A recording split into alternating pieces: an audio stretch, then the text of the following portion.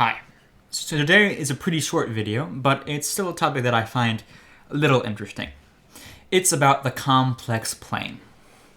So if you remember back to elementary school, you probably graphed numbers along a number line, right? From negative infinity to positive infinity, right? So something like 0, 1, 2, 30.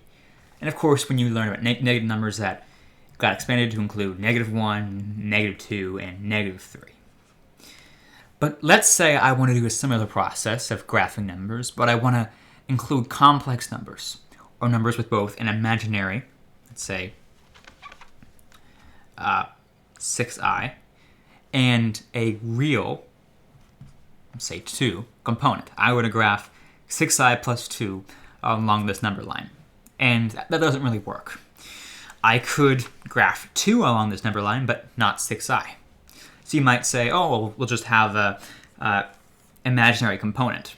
Well, that doesn't really work either, because I can't include this real component. Like, I can graph, oh, this is 6i, along my imaginary number line, but I still can't combine that with my 2 point.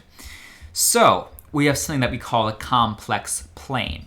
We call it a plane because it's basically composed of 2 number lines, an imaginary number line and a real number line. We put them together so we can graph complex numbers.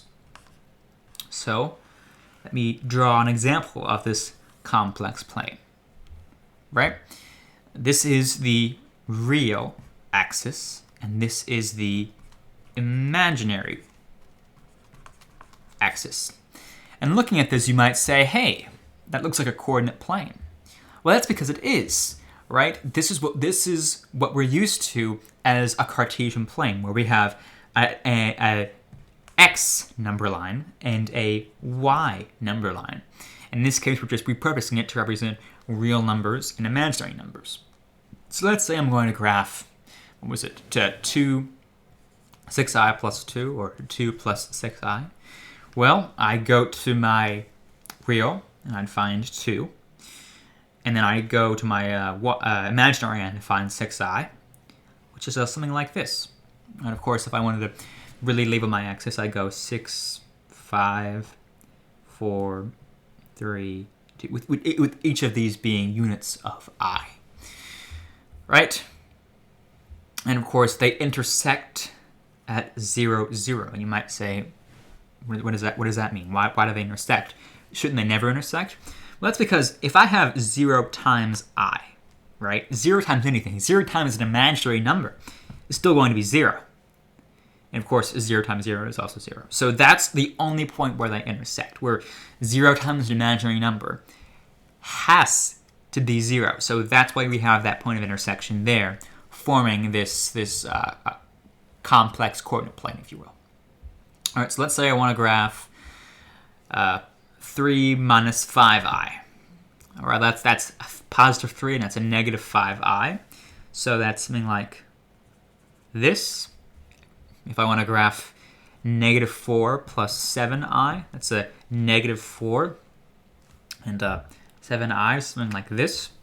And we can go so on and so forth, finding our sort of xy pairs, if you will, of our real value and our imaginary value.